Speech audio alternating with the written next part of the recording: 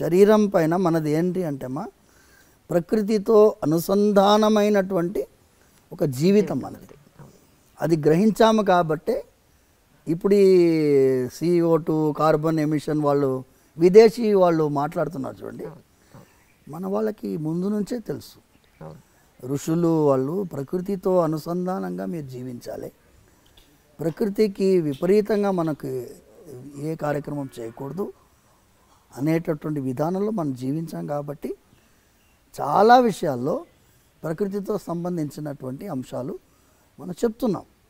గ్రహణం కూడా ప్రకృతితో సంబంధించిన విషయం. సో గ్రహణం సమయంలో గర్భిణీ స్త్రీలు కొంచెం జాగ్రత్త పడాలని చెప్పాం. అది మూఢనమ్మకం అది ఇది అన్నారు.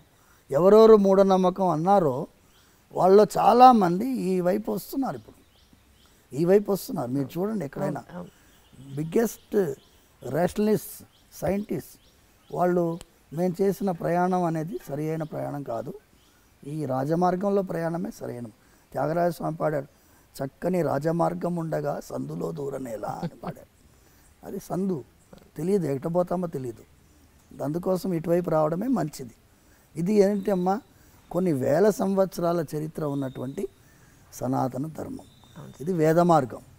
వేద మార్గం ఏమంటుంది? చిన్న విషయం అమ్మ, నా అప్సు మూత్ర పురీషం కుర్యాత్ వేదం చెప్తుంది. నీళ్ళల్లో మీరు ఎప్పుడు కూడా మీరు పాసిపోయకూడదు అని చెప్తుంది వేదం చెప్తుంది.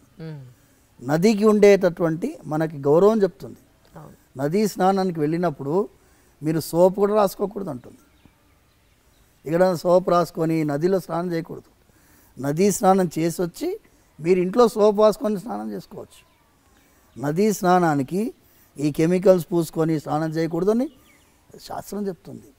అంటే ప్రకృతిని గౌరవించి ప్రకృతిని గుర్తించి ఒక తల్లిలాగా మనం నదిని భావించినటువంటి వాళ్ళం. ఎవరికైనా నచ్చకపోవచ్చు. న్యూజిలాండ్లో పోయిన ఏడాదికి ముందేడాది they have declared a river as a living being. అవును, సుప్రీంకోర్టు తీర్పు న్యూజిలాండ్లో.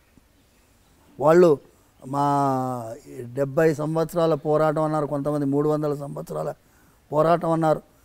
నదిని ఒక జీవిగా గుర్తించి లివింగ్ బీయింగ్గా గుర్తించి తీర్పిచ్చారు. మనం గుర్తించే తీర్పు కాదుగా, మనం ఆల్రెడీ ఫాలోయింగ్. అవును, కొన్ని వేల సంవత్సరాలు. కానీ ఒకటి సరే, నదులన్నింటినీ మనం పొల్యూట్ చేస్తున్నాం, మట్టిని చేసేస్తున్నాం, భయంకరంగా పొల్యూట్ చేస్తాం, భయంకరంగా. ఇప్పుడు హుస్సేన్ సాగర్ ఎలా ఉండింది, ఇప్పుడు ఎలా ఉంది? ఏ చెరువన్నా తీసుకోండి, ముందు ఎలా ఉండింది, 50 ఏళ్ల ముందు ఎలా ఉండింది, ఇప్పుడు ఎలా ఉంది? అంటే మనం డెవలప్డ్ అనుకుంటున్నాం, కానీ డెవలప్మెంట్ అంటే ఏంటి? చెరువులో బిల్డింగ్ కట్టడం కాదు. ఇప్పుడు ఎన్నో ఇళ్లలో నీళ్ళు వచ్చినాయి వర్షాకాలంలో. ఎందుకు? లేఅవుట్ బ్రహ్మాండంగా వేశారు, బిల్డింగ్లు బాగా కట్టారు. ఎక్కడ కట్టారు? చెరువులో.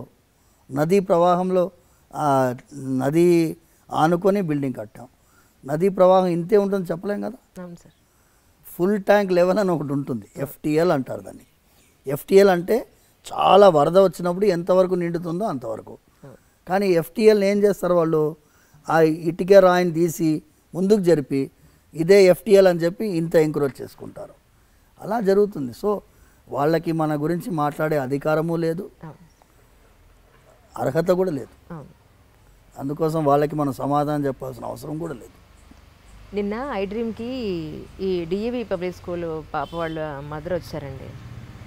అన్నారు, నేను చిలుకూరు బాలాజీ గారిన రంగరాజన్ గారిని కూడా కలిశానండి, నేను పరిచయం, రేపు వెళ్తున్నాను అంటే నేను అడిగానని ఒక్కసారి అడగండి. మా ఇంట్లో లలితా సహస్రనామాలు జరుగుతాయి, దసరా అమ్మవారి ఉత్సవాలు మేము చేస్తాం, వెంకటేశ్వర స్వామి దానికి వెళ్తాం, చిలుకూరు చిన్నజీర స్వామిని ఫాలో అవుతాం. నా ఇంట్లో నా పాపకి ఎందుకు ఇలా జరిగింది అని పాపం షీ క్రైడ్ అలాట్ ఎస్టర్డే. అసలు చాలా ఆవిడ బాధని ఎలా నేను ఓదార్చాలో నాకు అర్థం కాల. ఎందుకు మాకే అయింది, ఇంత డివోటీస్గా ఉన్నాం భగవంతుడి టువర్డ్స్ టు గాడ్ అని అంటే ఆవిడకి ఏం చెప్తాను సార్? మీ వంతు మీరు ఏం చెప్తారంటే ఏమంటారు? దీనికి సమాధానం ద్రౌపది ప్రవర్తనలోనే ఉంది సార్. ద్రౌపదీదేవి శ్రీకృష్ణుడికి అత్యంత ప్రియమైన భక్తురాలు. ద్రౌపదికి ఎందుకు వస్త్రాపహరణం జరగాలి? రైట్. ద్రౌపది నిండు సభలో ఎందుకు వస్త్రాపహరణ జరగాలి? ద్రౌపదికి ఎందుకు అరణ్యవాసం? ద్రౌపదీదేవి కీచకుడి బారిన ఎందుకు పడాలి? కీచకుడి బారిన పడింది కాబట్టి కీచకుడు చచ్చాడు. రైట్. ఇప్పుడు ఈ అమ్మాయి వల్ల డిఏవి స్కూలు ఏ స్కూల్ అన్నా కానీ అవును అవును ఆ దుర్మార్గుడు బయట వచ్చాడు. అవును. ఈ అమ్మాయి కనుక ధైర్యం చేయకపోయి ఉంటే, పోనీలేండి మనం స్కూల్ మారదాం అనుకుని ఉంటే అవును వచ్చేదా? ఇంకా ఎంతమంది బలై ఉండేవాళ్ళు. అంటే స్కూల్ యాజమాన్యంలో చాలామందికి తెలుసు ఇలా జరుగుతుందని, అయినా వాళ్ళు గమ్మునున్నారు. చాలామంది పేరెంట్స్ మా అమ్మాయి కూడా చెప్పేదండి ఏడ్చేదండి అని చెప్తున్నారు ఇప్పుడు. అవును కానీ ముందు ఫస్ట్ వచ్చింది ఎవరు?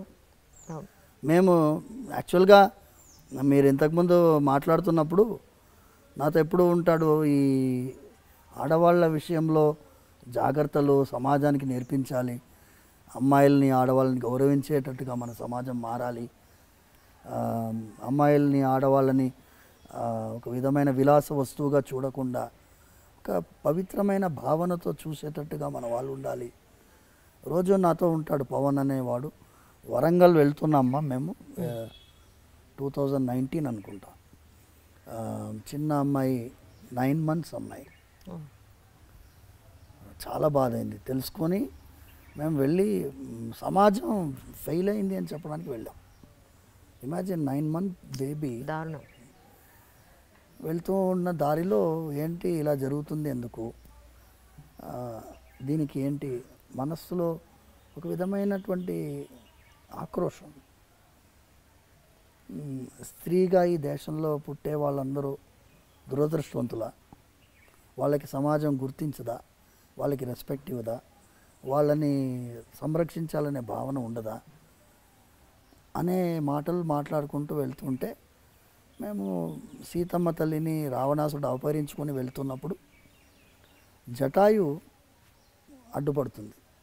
పక్షి రావణాసుడితో భీకరమైన యుద్ధం కిష్కింధాకాండలో వాల్మీకి వర్ణిస్తున్నాడు. రావణాసురుడిని నిజంగా నిశ్చేష్టుని చేస్తుంది జటాయు.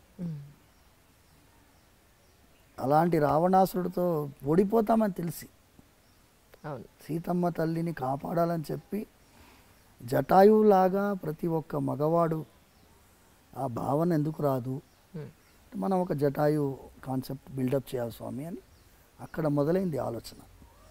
అక్కడే మేము దిశ అయినప్పుడు కూడా మేము వెళ్ళాం. సో మాకేమైందంటే ఒక సైన్యము నిర్మించాలి అంటే ఒక 1000 మందో 2000 మందో 10,000 మందో మన మాటకి గౌరవించే వాళ్ళు కనుక ఉంటే బాగుంటుంది అనే ఆలోచనతో ముందెళ్ళాం. అప్పుడు అదే సమయంలో ఏమైంది అంటే, ఇక్కడ మా ఇంటి చిలుకూరు దగ్గరలోనే ఒక 3 కిలోమీటర్ దూరంలో ఒక అమ్మాయిని కిడ్నాప్ చేస్తున్నాడు ఒక ఆయన. స్కూటర్లో కాళ్ళ నడుమ పెట్టుకున్నాడు, వెళ్తున్నాడు. అమ్మాయి అరుస్తుంది, అంతమంది చూస్తున్నారు. కానీ ఒకడు అడ్డుపడ్డాడు. అడ్డుపడి క్యూ రోరీ లడికి అన్నాడు. నేను మరి గర్కి లడికి కుచ్ పసంద్ नहीं उसको అంటే అమ్మాయిని అడిగాడు, కోనే ఏ తుమ్ కోనే అంటే మేరకు नहीं मालूम మీ అంకుల్ కోనే అంటుంది అమ్మాయి. ఓహో. 2 చాప లంపకాయలు వచ్చి వెంటనే పోలీస్ పెట్రోల్ వెహికల్కి ఫోన్ చేస్తే వాళ్ళు వచ్చి ఇంట్రాగేట్ చేస్తే వాడు ఈ అమ్మాయిని ఎత్తుకుపోతున్నాడు. వాడు బెడ్షీట్లు అన్నీ ఉన్నాయి డిక్కీలో. సో వాడు కాపాడాడు. వాడు ఫస్ట్ జటాయు లాంటి వాడు. ఇలాంటి వాడు జటాయు లాంటి వాడు మనకి సమాజంలో కొన్ని వేల మంది ఉంటే ఏం పర్వాలేదమ్మా, మీరు చేయాల్సిన అవసరం లేదు.